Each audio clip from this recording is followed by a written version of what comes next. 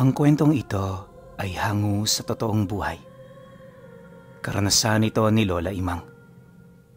Taong 1977, Tiboli, Cotabato. Binubuo ng halos kabundukan ang lugar ng Cotabato. Noon pa man magpahanggang sa ngayon, may mga baryo at sityo pa rin sa lugar na hindi ganong napupuntahan ng mga tao sa kabayanan. Sagana rin ito sa mga kwentong kababalaghan at iba't ibang paniniwala na patuloy pa rin pinagpapasapasahan ng mga matatanda. Sa mga taong ito, magpipitumpung taong gulang na si Lola Imang. May katandaan na, pero hindi ito balakid para makapagtrabaho siya sa bukid. Matagal nang yumaong kanyang asawa, kaya naman silang dalawa na lamang ng anak niyang si Pirig ang nakakatuwang niya sa buhay. Malayo man sa baryo ang kanilang tirahan, di nila ito gaanong pinapansin, gawa ng kung tutusin, komportable naman sila kung saan sila nakatira. Idagdag mo pa rito ang pagiging mabuting anak ni Pirig sa kanya. Halos ito na rin kasi ang tumatayang padre de pamilya para lamang hindi siya gaanong mahirapan sa lahat ng gawaing bahay. Maliban sa pagsasaka, ang anak din niya ang halos mamatay-matay sa pagtatrabaho. Ayon sa kanya, na pagkatapos nito sa bukid, agad itong dumidiretso sa kanilang kusina para mag-igib ng tubig. At kapag may panahon pa, gumagapas pa ito ng mga damo bago magmeryenda. Ganun palagi ang ginagawa nito, kaya naman kahit nasa hustong gulang na, parang wala pa rin sa isip nito ang mag-asawa. Naawa naman siya sa kanyang anak. Alam niya na sa mga sandaling yon, prioridad nito ang matulungan siya. Makailang beses na rin silang nag-usap ukol dito, kaya naman alam na niya ang desisyon nito sa buhay. Palaging sinasabi ni Pirig sa kanya na mas mahalaga ang kanyang ina dahil ito na lamang ang pamilyang natitira sa kanya. Wala rin yung pakialam kung hindi ito magkaroon ng kinakasama. Ang importante masilbihan niya ito, kagaya ng naging paninilbihan ito noong siya ay bata pa. At kapag naririnig niya ang bagay na yon, tumutulo na lamang ang kanyang luha. Nasisiguro ni Lola Imang, tama ang pagpapalaki nila sa kanilang anak, kaya kahit walang-wala sila sa buhay, ipinagmamalaki niya ito ng lubos. Naniniwala rin siya na ito ang tanging yaman na meron sila, kaya kahit kapos-palad, pakiramdam niya napakaswerte niya. Sa paglipas ng mga taon, unti-unti na ring napapansin ni Pirig ang pagbagsak ng kalusugan ng kanyang ina. Kung dati nakakasama niya pa ito sa bukid, sa mga pagkakataong ito, palagi na lamang itong nagpapaiwan sa bahay. Hindi dahil sa tinatamad ito o ayaw sumama sa kanya, bagkus ay dahil sa iniinda nitong karamdaman sa ilalim ng bewang niya. Dahil sa ganoong kalagayan ni Lola Imang, madalas na siyang umuwi ng maaga. Hindi na rin niya gaanong iniisip ang mga pananim nila, gawa ng nag-aalala siya sa nanay niya. Akala ni Pirig, ito lang ang kanyang aalalahanin, pero lingid sa kanyang kaalaman, hindi pala si Lola Imang ang mapapahamak, kundi siya. Isang hapon, habang nagpapahinga siya sa gilid ng bukid nila, may nakita siyang dalawang lalaki na bigla na lamang naglakad sa mga pananim na ilang araw na niyang binabantayan. Kitang-kita niya ang pagkaputol ng mga tangkay nito, kaya naman agad siyang nakaramdam ng galit. Walang sabi-sabi, bigla niyang binunot ang hawak niyang sundang kasabay ng dali-dali roong paglapit. Di pa man nakakapagsalita ang dalawa, sinindak niya na ito gamit ang sundang niya. Walang habas din niya itong pinagmumumura nang sa gayoy makaramdam ito ng takot sa kanya. Ang kaso lang, imbis na masindak ang dalawang lalaki, tila bang pumunta yun doon ng preparado. Makalipas pa ang ilang minuto, pagtahimik na pagtahimik niya, tinanong nito kung siya ba ang nag-iisang anak ni Lola Imang. Siyempre umamin kaagad noon si Pirig, subalit di pa man siya nakakasagot ukol sa pakay ng mga ito bigla siya nitong sinunggaban. Dali-dali nitong kinuha ang hawak niyang armas, sabay sipa sa likod ng kanyang tuhod upang puwersahan siyang mapaluhod. "Nasaan ang nanay mo? Nasaan ang nanay mo?" Galit na tanong ng isa sa mga ito. Nang marinig naman ni Perig ang sinabi nito, hindi na siya nagdalawang isip na ituro ang kanilang tahanan. Pagbaling ng tingin doon ng dalawa, agad naman siya nitong kinaladkad hanggang sa masipat na ng mga ito ang bahay nila. Pagsilay naman doon ng lalaki, narinig niya itong tumawa kasabay ng pagwika sa kasama nito ng, "Dito lang pala matatagpuan yan si Imang. Tang! Kung saan-saan na tayo pumunta para mahagilap lang siya."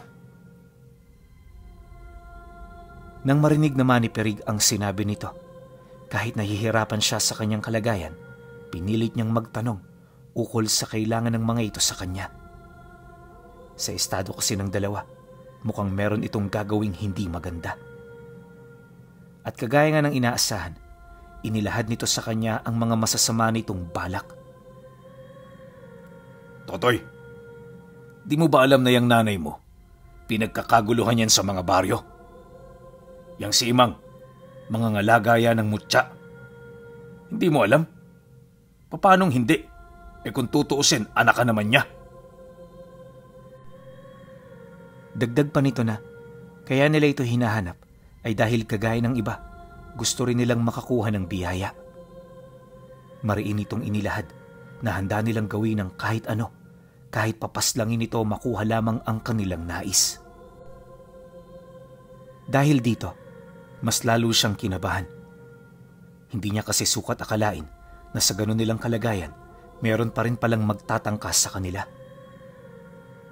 Para sa kanya hindi yun tama at makatarungan, lalo pat wala naman silang tinatapakang tao. Dala ng pag-aalala para sa kanyang ina, ito na mismo nagmakaawa para lamang hindi ituloy ng mga ito ang kanilang binabalak. Ngunit kahit anong pakiusap ni Perig, tila bang hindi na kumbinsi ang dalawa. Parang wala na rin yung naririnig, gawa ng yung titig nito, nasa bahay na lamang nila. Makalipas pa ang ilang minutong pagmamasid, doon na nito nasilayan ang kanyang ina, na kampanteng umupo sa bakuran ng bahay nila. Wala itong kaide-ideya sa mga mangyayari, kung kaya't di pa man sila nakakalapit, paulit-ulit niya na itong sinigawan para maalarma. Ang problema lang, dahil sa layo nila, hindi rin siya nito narinig. At para masigurong wala siyang gagawing hindi inaasahan, tinali na muna siya ng mga ito sa puno bago iwan. Pagkatapos, dali-dali nang tumakbo ang mga ito patungo sa bahay nila. Mabilis ang pagkilos ng dalawa at kahit tirik ang araw, hindi nila ito alintana. Maya-maya pa, may mga narinig na lamang na sigaw itong si Perig. Akala niya nanay niyang nanganganib ang buhay, kaya naman kahit hirap na hirap siya sa kanyang kinaroroonan, pinilit niyang kumawala. Di nagtagal, nang makaalis na siya mula sa pagkakagapos, dali-dali siyang pumunta sa bahay nila para tulungan ito. Subalit pagdating niya roon, nadatnan niya ang kanyang ina na nakaupo habang kaharap ang dalawang magnanakaw sana sa kanila. Bugbog sarado ang mga ito, tapos yung lalaking nanakit sa kanya, halos mabulag na dahil sa malubhang pinsala nitong tinamo sa muka. Ayon sa kanya na, kahit hindi niya nakita ang nangyari, pakiramdam niya parang nahampas ito ng isang matigas na bagay. Nang masipat naman siya ni Lola Imang, agad siya nitong tinawag. Pagkarinig niya sa sinabi nito, dali-dali naman siya roong lumapit upang maghintay ng itatanong o iuutos nito sa kanya. "Nakausap ko na ang mga ito, anak. Mukhang matindi-tindi ang pangangailangan nilang dalawa. Ang kaso lang, hindi ko nagustuhan ang asal nila. Akala siguro nila madali nila tayong mapagnanakawan. Nagdala pa ng mga pambasag ng mutya. Akala mo naman uubra." Bungad na wika ni Lola Imang. Nang marinig ito ni Perig, nanatili pa ring magulo ang kanyang isip. Hindi niya kasi sukat akalain na matatalo ito ng nanay niya. Ilang minuto pa ang lumipas nang mapagtanto ni Lola Imang na wala na siyang sasabihin. Dito na nito muling kinausap ang dalawa. Seryoso ang bawat tanong nito, kaya naman ang mga taong yon hindi na rin nakapagsinungaling pa. Ramdam kasi nila na may mangyayaring masama sa oras na muli nila itong lokohin. Di nagtagal, nang malaman na ni Lola Imang at Perig ang totoo, doon nila napagtanto na seryoso yon sa mga bagay na nais nilang makuha. Manghiyak-ngiyak pa nga noon ang lalaking nakausap nila, ngunit hindi yun sapat para kaawaan ito ng nanay niya. Masama ang pagnanakaw. Kung pumunta kayo rito ng may magandang loob, baka may tsansa pang bigyan ko kayo. Ang problema, masyado kayong mapusok sa kapangyarihan. Akala nyo hindi ito pinaghirapan ng iba. Hindi ko to kinuha ng isang araw lang. Marami akong panahon na inilaan, kaya yung mga karga na hangad ninyo, parang kaparte na rin ng buhay ko. Sa oras na ninakaw nyo sila, parang kinuha nyo na rin ang kapiraso ng aking kaluluwa. Pero huwag kayong mag-alala. Kahit matindi ang kasalanang nagawa ninyo, patatawarin ko pa rin kayo. Yun nga lang, ipangako nyo sa akin na wag na kayong babalik dito. Wika ni Lola Imang sa dalawang magnanakaw. Nang marinig naman ito ni Perig, hindi niya maiwasang mag-alala. Maaari kasing sumang-ayon lang ang dalawa, ngunit kapag napalaya na nila ito, posible itong bumalik kasama ang iba pa nilang mga kapanalig. Ayaw na ayaw niya itong mangyari noon, kaya kung siya lang ang masusunod, gusto niya nang ibaon sa lupa ang dalawa. Mas mainam na hindi na ito makauwi pa upang hindi na ito pamarisa ng iba. Subalit nang marinig ng nanay niya ang kanyang desisyon, mariin itong inilahad na hindi nila kailangan ng ganoong karahasan.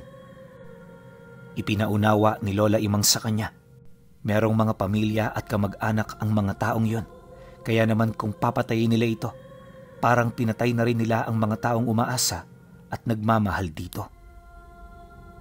Dagdag pa nito na, bawat nagkakasala ay kailangang bigyan ng ikalawang pagkakataon upang maituwid nila ang lahat ng kanilang mga pagkakamali. Dahil sa sinabi ng nanay niya, kahit labag sa kanyang loob, pinakawalan niya ang mga ito. Matapos niya itong gawin, dali-dali naman itong naglakad papalayo habang taus-pusong nagpapasalamat sa kanila. Si Perig noon, tahimik lang na pinagmamasdan ng mga ito, ngunit tutol talaga siya sa naging desisyon ng nanay niya. Ang ikinakatakot niya kasi na baka bumalik ang mga ito na meron ng ibang kasama. Nakakabahala ang ganun, lalo pat hindi na ito malabong maulit gayong alam na ng mga ito ang bahay nila. Ngunit pagbalik niya sa kanyang ina, hindi niya maiwasang magtaka. Yung mukha kasi nito napakakampante, animoy hindi man lang nag-iisip ng mga nakaambang problema sa hinaharap. At nang magkatitigan silang dalawa, napangiti lang naman ito sa kanya, kasabay ng pagwika nito ng, "Huwag kang matakot, anak. Hayaan mo sila. Kung meron silang binabalak na masama, sila na ang may problema. Basta tayo, payapa tayo rito, at higit sa lahat wala tayong inaapakang tao. Manalig ka. Darating ang araw mapapanatag din ang puso mo." Nang marinig naman niya ang sinabi nito, nakaramdam siya ng kapanatagan sa kanyang sarili. Hindi niya mawari pero sapat na ang sinabi ng nanay niya para magtiwala siya. Matapos naman ang kanilang naging pag-uusap, dito na unti-unting kumalma ang malikot niyang pag-iisip. Alam niya kasi na kapag sinabi nito, talagang totoo ito. Dumaan pa ang mga araw. Kahit abala sa gawain nitong si Perig, Pabalik-balik siya sa bahay nila para matingnan ang kalagayan ng nanay niya. Ngunit nang mapansin naman ito ni Lola Imang, dito na siya nito kinumpronta. Bakit ka ba nababahala, anak ko? Hindi ba kabilin-bilinan ko sa'yo? Huwag mo nang alalahanin ng mga bagay-bagay. Kung babalik sila, hayaan mo. Akong bahala. Kampanteng wika ni Lola Imang. Habang sinasambit nito ang mga katagang yon, bakas sa kanyang muka ang matinding tapang at galit. Nang mapagtanto naman yon ng kanyang anak, hindi na ito nagsalita pa hanggang sa dumating na ang araw na kinakatakutan nito. Ayon kay Lola Imang, gabi noon ng Biyernes nang magising silang magnanay dahil sa apoy na sumiklab sa unahang bahagi ng bahay. Pagsilay niya sa labas, may mga nakita siyang tao na walang habas na nagbababato ng mga sulong merong apoy. Maya-maya pa, dahil gawa lang sa mga materyales na madaling lumiyab ang bahay nila, hindi na nila ito napigilan. Pirig, anak! Sa likod! Bilisan mo! Nag-aalalang sigaw ni Lola Imang sa anak niyang kakagising lang. Napansin niya kasing tulalang-tulala ito sa kanyang mga nakita, kaya naman hindi malabong natigal po yon dahil sa mga pangyayaring nasilayan nito bigla. Nang marinig naman ito ang kanyang sinabi, tsaka pa lamang bumalik ang ulirat nito. Pagkaripas naman ni Perig ng takbo, mabilis itong kumuha ng sundang bago lumabas ng bahay. At kalaunan, nang makalabas na silang dalawa, tsaka naman natupok ng tuluyan ang bahay nila. Nakakapanlumo man ang pangyayari, hindi niya nasilayan sa nanay niya ang galit o puot sa ginawa ng mga taong basta-basta na lamang dumayo sa lupa nila. Pagharap naman nila sa mga ito, nasipat nila ang 5 lalaki na pawang armado rin ng mga armas. May mga dala-dala rin itong mga sulo at kapansin-pansin ng mga medalyon itong nakalawit sa kanilang mga leeg. Nang masipat naman yon ni Lola Imang, tahimik lang itong naglakad papalapit. Hanggat maaari, naging kalmado ito hanggang sa dumating ang puntong nasilayan na niya ng harapan ang mga taong sumira sa kanilang katahimikan. Bakit nyo to nagawa sa amin? Ano ang aming kasalanan? Hindi pa ba sapat ang pagpapalaya ko sa mga kaibigan ninyo? Kung tutuusin, wala kayong rason para bumalik dito. Ngayon sabihin ninyo, bakit nyo to nagawa? Nang marinig naman ito ng isang antingerong nasa pinakagilid na bahagi ng grupo, bigla naman yung tumawa kasabay ng pagsagot nito sa kanya ng, "Dahil maramot ka. Taon ang sinakripisyo namin para mahanap ka sa bundok. Pero nung ginawa mo nang makita ka ng mga kasama ko, pinarusahan mo sila at pinagkaitan ng biyaya ng kalikasan na hiniram mo lang din naman." Hindi ako nagkait ng kahit na ano sa mga tao at higit sa lahat sa anak ko. Mapagbigay ako, ngunit hindi sarado ang aking pag-iisip. Una nilang sinakta ng anak kong palaging nasa tabi ko at nung makita nila ko, para nila kong utusan kong hingian. Hindi ba ninyo nalalaman na dapat kayo na siyang may kailangan ng unang magpakita ng paggalang higit sa kanino man dito? Pagkasambit nito ng mga kataga, bigla na lamang nagkulay pula ang mga mata nito habang umiiyak ito ng dugo. Dahan-dahan na ring nagkulay itim ang kaliwang parte ng mukha nito, indikasyon na mayroong mangyayaring hindi kaaya-aya.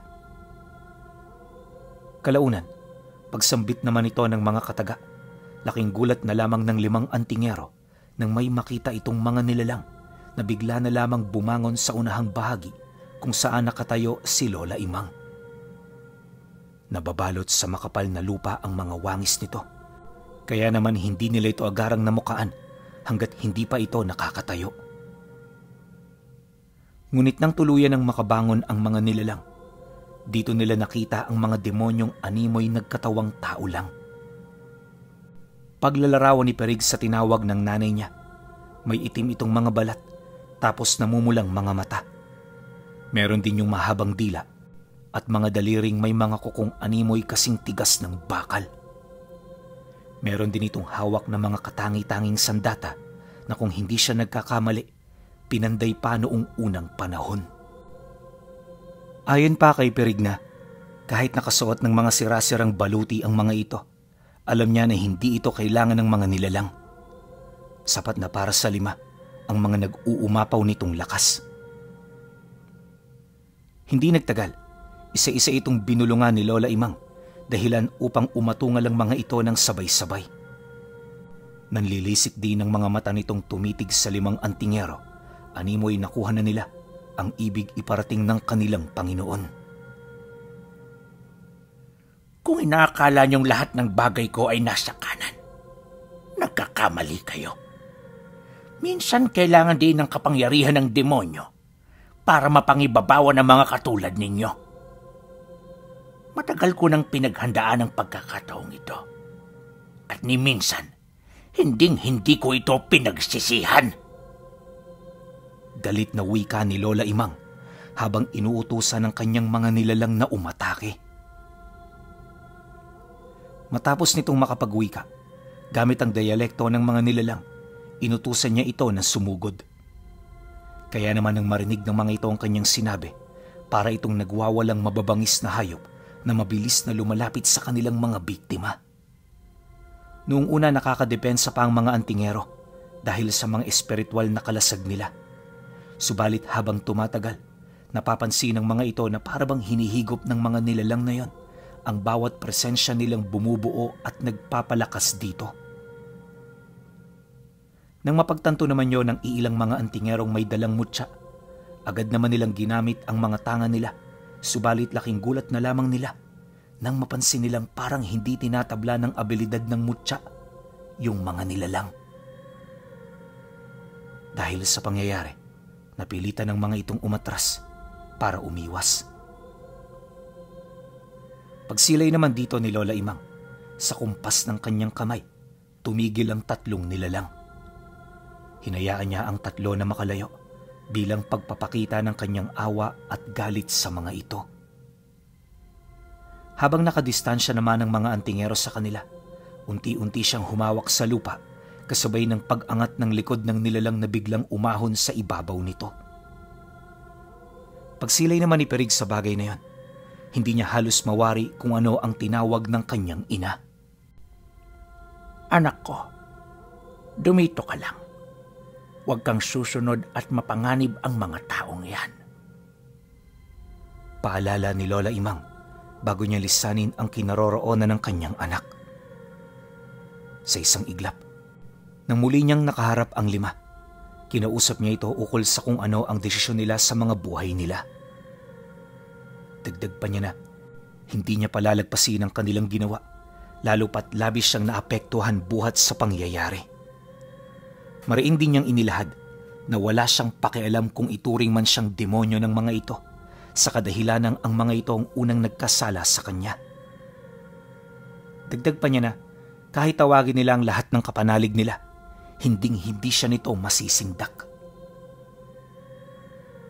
Dahil sa kanyang sinabi, doon na pagtanto ng mga antingero kung gaano ka makapangyarihan ang tanga ng mga mutya ni Lola Imang.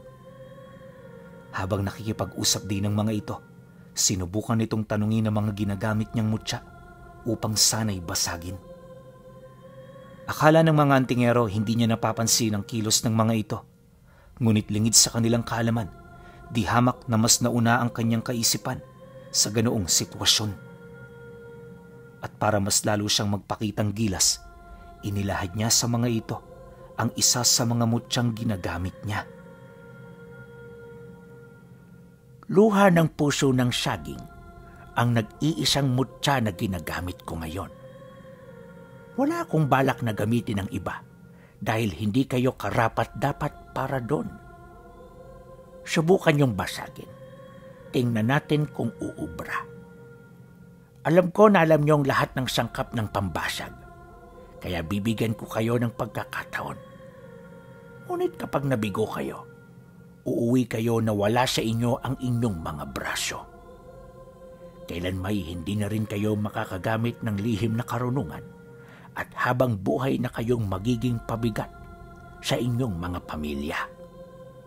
Yan ang kondisyon ko.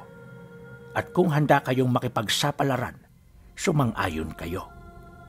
Sa oras din na mabasag niyo ang karga ko, ibibigay ko ang lahat ng meron ako.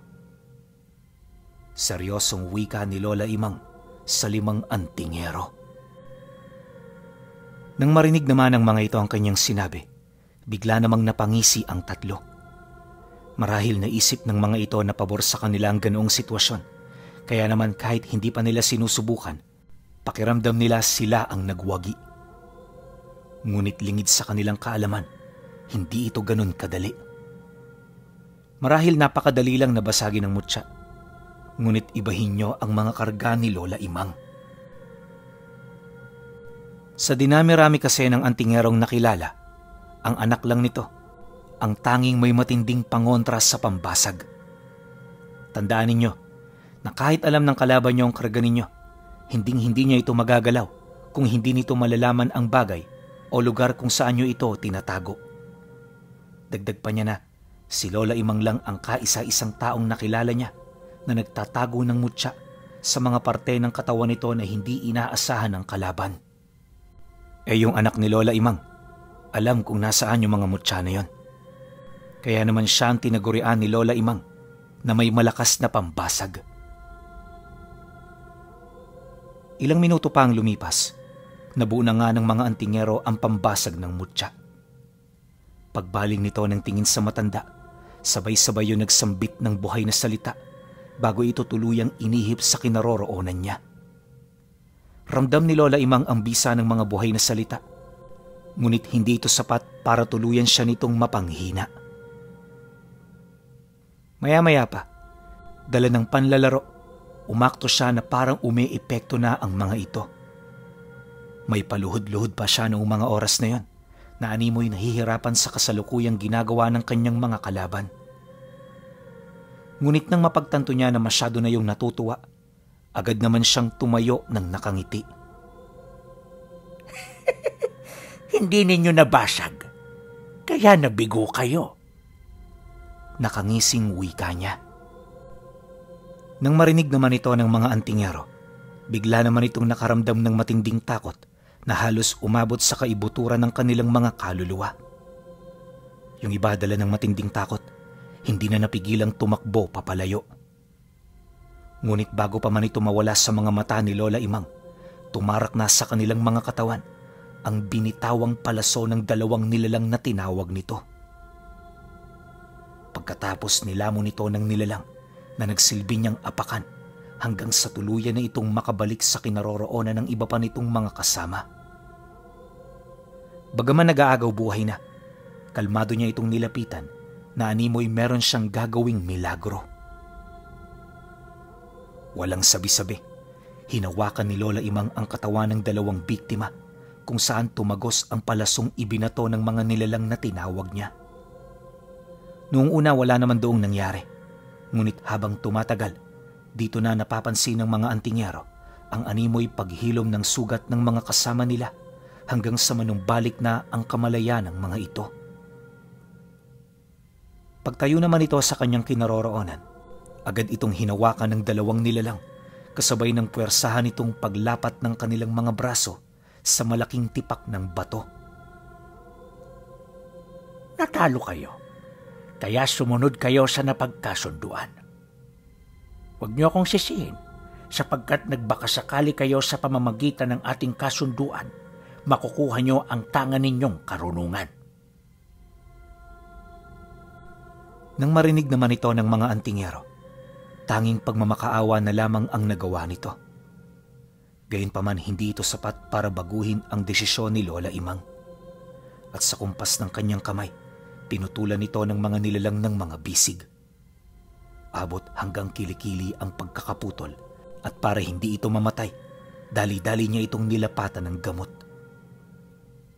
Pagkatapos niyang maputulan ng lahat, kinumpis niya ang mga agimat nito, kalakip ng kanilang mga abilidad na gumagamit ng mga buhay na salita. Pagkatapos, Doon pa lamang niya yun malugod na sinamahan pabalik ng baryo. Wala siyang takot na pumunta rito, sa kadahilan ng alam naman niya na kayang-kaya niyang harapin ang lahat ng kalaban kung sakali man. Mabuti na lang talaga, walang nagkaroon ng lakas ng loob na kalabanin siya. At lahat ng nakakita sa kanya na natiling tahimik sa kanilang mga kinaroroonan. Di nagtagal, pag-alis naman niya sa lugar, dali-dali na siyang bumalik sa kanilang tirahan. Magmula nang nangyari ang bagay na yon, napagtanto ng anak niya kung gaano siya kamakapangyarihan. At bilang regalo kay Perig, binigyan niya ito ng 2 sa pinakamalalakas niyang mutya. Kinuwento rin ito sa kanya ang bawat abilidad niya, lalo na yung tungkol sa mga nilalang na kanyang tinawag. Ayon kay Lola Imang, nakalagay sa kaliwang mata niya ang itim na dagta ng puso ng saging. Purong mutya ito ng kaliwa, kaya yung mga nilalang na nakita niya noong mga sandaling yon ay hindi maipagkakailang mandirigma ng kadiliman. Lahat ito mga gabunang isinumpa sa paglipas ng panahon. Ang mga ito rin ang nagsisilbing bantay ng mutya niya na halos kaakibat na ng buhay niya. Kahit hindi niya ito tawagin, basta nalalagay sa panganib ang buhay niya, kusa itong darating. Dagdag pa nito na ang mga nilalang ay kayang pumatay ng kapwa nila, maging ng mga taong may malalim na karunungan sa kaliwa. Ito ang rason kung bakit kapag nakikipaglaban siya, wala na siyang tinatawag na iba. At sa tagal ng kanilang pagsasama, tila bang napalapit na rin siya sa mga ito. Inamin din ito na karamihan sa mga nataglay niyang mutya ay nakabaon sa ilalim ng kanilang tahanan. Naghihintay ng panibagong maestro na mangangalaga sa kanila. Matapos naman itong marinig ni Perig, dito niya napagtanto kung gaano kalakas ang nanay niya. Dumaan pa ang mga buwan at taon. Sa sobrang pagkahumaling niya sa mga ganoong karunungan, unti-unti na rin siyang naging dalubhasa. Kaya naman nang pumanaw itong si Lola Imang, lahat ng malalakas nitong gamit nataglay na rin niya. Yun na rin ang naging daan para lumipat siya sa bayan upang subukang mamuhay kasama ng mga tao. Dahil dito, naranasan niya ang mga bagay na ni minsan hindi man lang sumagi sa isip niya.